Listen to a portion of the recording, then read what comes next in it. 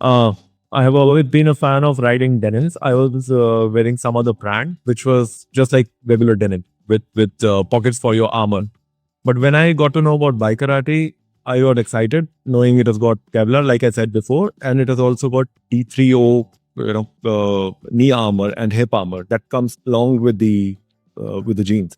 So that made me buy it, and also, as I said earlier, I can double it up as a regular denim when I'm on tour, so I can carry one pair of jeans less. I wear it on the bike. I wear it when I'm roaming around without the motorcycle. So this is perfect for me. That's the reason I wear photo. So just hold the mic. So you prefer riding jeans over riding pants? Absolutely. Why is that? First of all, it is snug fit. I love my riding gear to be properly fitting. That is a reason. The riding pants, they're quite baggy, and I feel uncomfortable in them. Like, just to recap, what is the problem? I loved the conversation yesterday that we solve a problem. Therefore, your product is a solution. Just help us, just walk us through that. So see, he'd already answered your question. I mean, glad I didn't have to. I'm glad the product itself answers.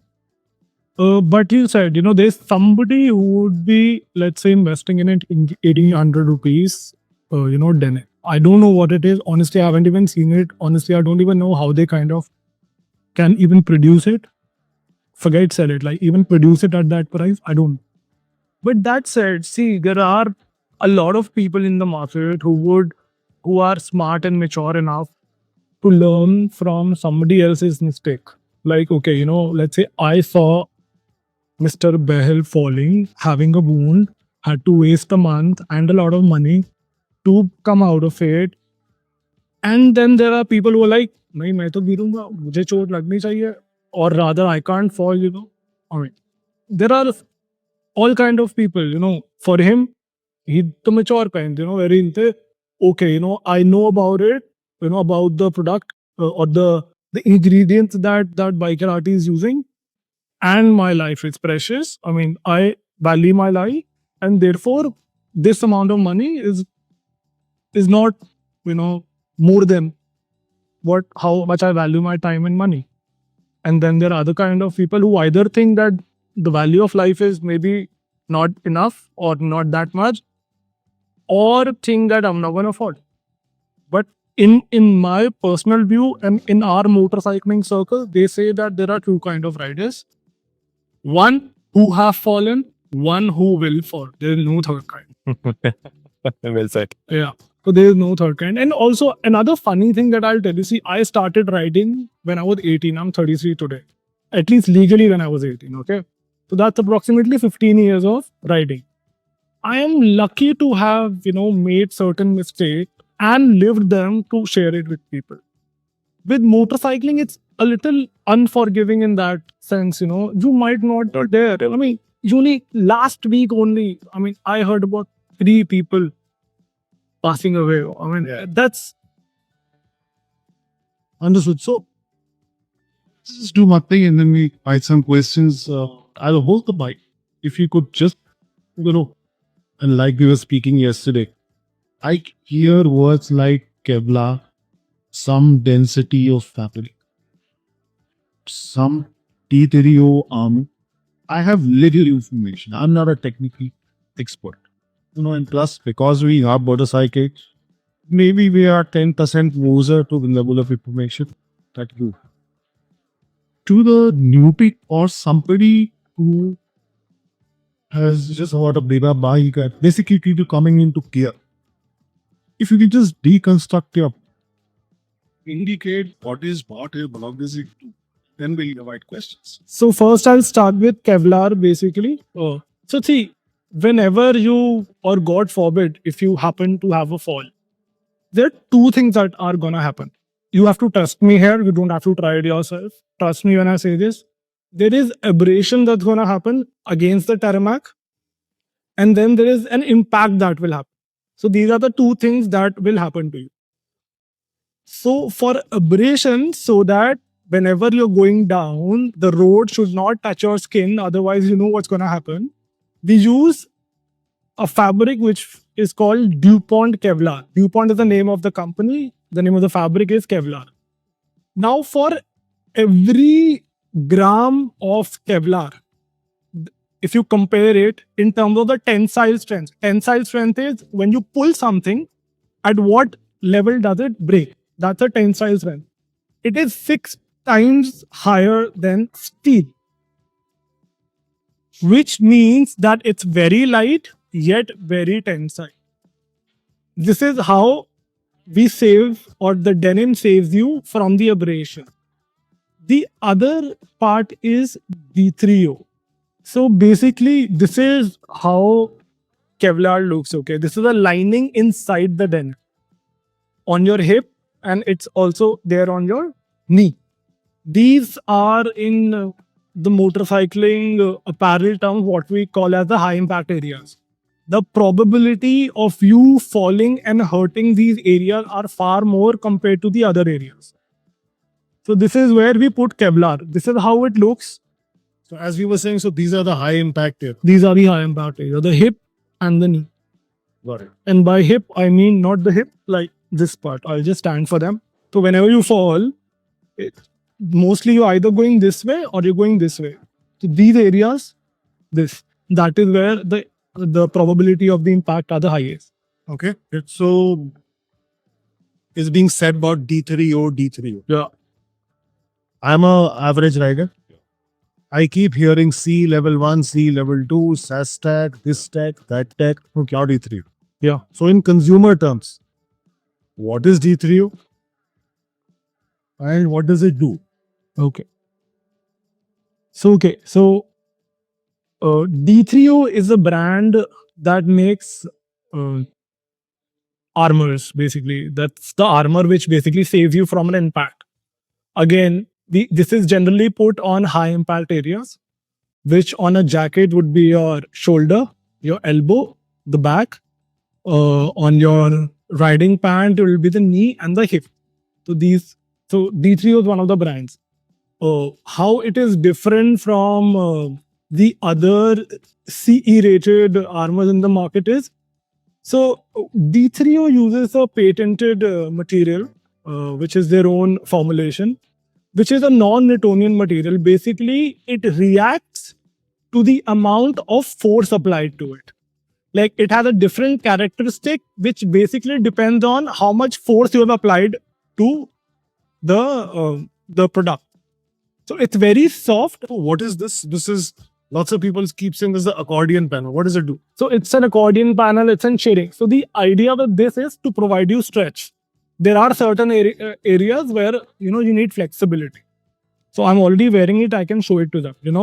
Depending on the bike you'll be riding, you'll either be like this. So free movement, again. Free movement. So yeah, that's basically for the movement. So Anuj, what about summer? Because Kevlar, it makes you very hot, right? Because it doesn't let wind pass. So you have to see about it. Okay, In summer, so what do we do? it is not like it does not let the wind pass, but yes, it's an additional layer compared to a layer that you already had in your denim. Like a normal denim will not have it. So you have an additional layer. Now, depending on your own comfort levels, I mean, it can be, uncomfortable for a few. But but it depends on like what weather conditions you're riding in. So why not provide a mesh window? Yeah, so that's Is there a technical reason behind not providing it? So one is the aesthetics. Okay. Okay, I mean, it just takes away the denim aspect of a denim. Okay. You wouldn't wear it. I'm not sure if you would wear it because If I have detachable panels, I would. Okay. So, but what we are working on now is in the new edition of denim, we are working on a liner inside. Modularity that we spoke. No, not that. For summer, we are working on a liner, which is going to be a permanent liner, which will actually provide you something like what a Climacool does.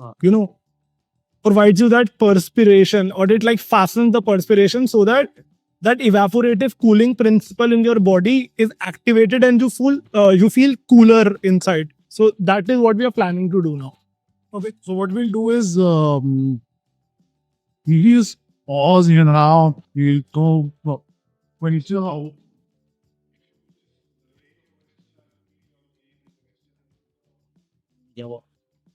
Please. Maybe you wish. Hi, this is Shahnawaz.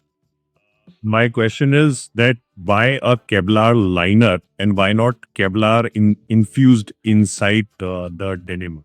So Kevlar infused in a liner would make the denim lighter, more breathable, comfortable, but not protected. Okay, I'll take an example. For for every 100, so I'll tell you how a fabric is made. So there are yarns which are weaved in a weft and a waft form. So for every 100 yarns of fabric, how many Kevlar yarns are there? In the liner, 100%. So if every Kevlar yarn has a certain abrasion property, imagine that into 100. Now coming to the fabric part. The fabric would ideally or mostly be somewhere around, let's say, 90-80% cotton and a 20% Kevlar. Which means that while the fabric has become lighter, maybe more breathable, but your abrasion properties have gone down by approximately 80% because that has been taken over by cotton, which is, while a very comfortable yarn, very nice touch feel, but in terms of abrasion, not very high. The people who are buying your denims are that's my assumption that are not the first time buyers. They are an evolved buyers. They understand that they're facing a problem. Are there more solutions coming from your side addressing evolved buyers? That is one. And the second part is if your products are evolved and are up to an international standard, why not international sales?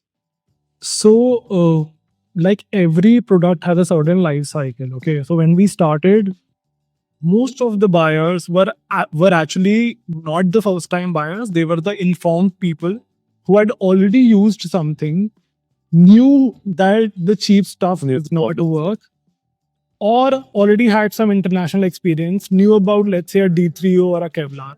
So those were our first time initially. Now, thanks to the word of mouth and like you guys, I mean, a lot of people have started trusting us. While they know that, okay, they are certainly a little premium, but they come recommended. So, a lot more people are kind of risking it, if you want to use that word. Like they're okay buying our product. Now, second is why not international? So I'll tell you the problem that we are facing is not selling right. It is actually on the manufacturing end. How to keep the quality constant and make those numbers is a challenge because in our country, like I said, we do not have a ready ecosystem. That mentality to make quality product has generally not been there. I'm not saying nobody has it, but that generally has not been there. So to make an equipment as critical as this, because see, the reason you're paying a premium is so that it works when it is supposed to work. And to make sure that it works when it is supposed to work, there are a lot of things that go into manufacturing it, right from ingredients to actually stitching it to finishing it. So to constantly have that mindset and take it to a certain number is the challenge right now. So I think going international should not be a problem if we are able to solve this problem which we are having. Yeah. Something that yesterday came up in the discussion, when Happiness Bikeratti was discussing with the product that you buy, the average shelf life is If you ask me, 2 years. If you ask me, you could stretch it till 5, but it depends on how you are used to it. If you verify 2 years already. Oh, reason this up was I think going out to heart. It's the same because are living here. Very much issues. This is as an auto survive it's a goals at 4 love. So it's 3 years, so I get it all. You may say, you get very bored, saying at these. I have a novice question. So when you are looking at fit a pair of jeans like that, what is the ideal position of the, let's say, the knee cap on a belt knee? How many inches below my knee should it be? it's gonna depend on everybody's legs, the any fee. So this one looks like your knee, right? So when you wear it, you would just know that it's fitting at the right place. But as a thumb rule, when you're standing and trying it, it should be an inch lower than your knee, so that when you sit, the knee bends and this comes to the place. Yeah. Ideally, I recommend whenever you're trying a riding pant, especially, wear it, sit on a motorcycle, any motorcycle for that matter, and see how it is fitting. Is it at the right place or not? For us, we have given adjustment. We have tried to cater to different sizes of length. But again, like Mr. Berry here is taller for an Indian size for his waist, we have created a new size only, which we call like a 32L or a 34L, which is basically longer for the same waist. Sir. So because I'm sitting almost in that position, just take your other hand or give Yeah. the mic. No, I'll do. So when just let's say you're sitting on a motorcycle, right? It should be here. But when you stand, it should go down. So when you bend your knee, it'll come. Yes. That's me. I have a question. And I've had this question for many drugs. I will have to get a decent answer. When does gear in India get a speed rate? So the point I try to make is, just so that we can help consumers decide that X gear, and of course, no one is encouraging or telling people to go test it out, saying this is rated for 100 kilometers an hour or 150 kilometers an hour. The reason I'm bringing this up is that's in the future. It maybe will become legislation soon. Speed rating of gear will help people ascribe a value to. So tomorrow someone is buying a 15 lakh rupee motorcycle, which moves at say 250 kilometers an hour. And if you're all geared for speed rated, like Kosher in there do that this is what will save my life, something that you speak about a lot. So I'll tell you, I don't know if people here know that what you call as level 1 or level 2 is a CE rating. Now, CE is not a government organization, but so why don't you guys start it? Honestly, I'm being very honest. Why not? Why don't you even Sharp for that matter for helmet? It is not a government organization. It's some private agency that started. How it started was they started buying the product from the market. Yeah, they started buying the product from the market and they randomly started testing it as per their own understanding. Obviously that was scientific. So why not you people? Because see, at the end of the day, we have to rely on a CE rating, which predominantly might be for the European scenario. See, on a European highway, if you fall, you'll be sliding. On an Indian highway, you fall, you will hit something before you slide. So we have different needs. Absolutely. And see, this is what we as Indian consumers need to understand, that we have different needs. This is what maybe I as a brand have that obligation, and maybe even you people have that obligation towards your audience, that they have to be told. We just cannot blindly go by certain jargons which are thrown at us and say, "Ooh, this is this, let's buy it." No, it cannot. For speaking our language. Yeah. So that has to be explained, because there's so much content that people tend to, "Acha, ye bol raha hai to sach hi hoga." I'm not saying they're lying, but it is for a certain scenario, made for a certain country. See, most of the gear that we get in India is not like, especially international brands. They make beautiful gear, build quality amazing. But was the mindset ki, acha, Indian audience ke liye banana hai? Was the size for the Indian audience? Was the climatic conditions for? Build to a price. Yes. Price, obviously, like I'm not even like I'll not talk about price. Maybe for them it is justified, maybe for me it is not. It's a very subjective thing, But they have the authority to decide on whatever money they want to sell it on. I'm not going there. But now the space that Bikeratti fits in is basically, I want to give you what you expect from an international brand, make my life difficult if I don't do that. At a price segment which is between, let's say, a typical brand and an international brand. Something like what KTM did to the market. There was a time you had charisma in the market. and now you wanted to upgrade, it was either a grey market 5-7 lakh bike, or you had to, like go really expensive. And then KTM came where you started getting performance at a more affordable price point. It was not as cheap as a 100cc or a normal 150cc, but then you had a good value for money. You were like, okay, I'll pay a premium, but this is good value for money. That is what I want to do. Initially, even KTMs were expensive, but then the mindset changed. And I'm hoping that it's going to change with us also. And yeah, so that is where I need your support. Like I said, make my life difficult when it comes to quality, features. This is what you require. You need to add this, do it. But pricing cannot be the primary factor, is what I would come down. Okay. This question comes up a lot. What is Two things. One, the black fabric is a little premium. One. Second, the black one, since black color absorbs sunlight, so it tends to heat up. So if you put a UV rebound coating, okay, which keeps you cooler. One. Second, there's an armor upgrade. This gets a level 2 pro now. That has a LP1. There is no good and bad between 1 and 2. It depends on your requirement.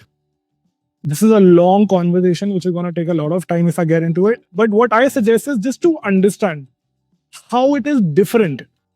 Protection is one part of it, but then there are other aspects of an armor also. Do not come into that marketing gimmick कि मुझे level 2 ही चाहिए. Share what your requirements are for your riding, the environment you will be riding in, what kind of riding you will do. And maybe Abhishek and Raghav here can help you, just telling you, how they are different. And then you take a decision what you want to buy. But hear them out on how they are different from each other. And there is no good or bad again. It just, see, if protection was the only concern, we could have worn that, that steel armor that knights used to wear. Got it. Why not? I would rather use a word than a sentence. It's convenience and safety. Again, what thing?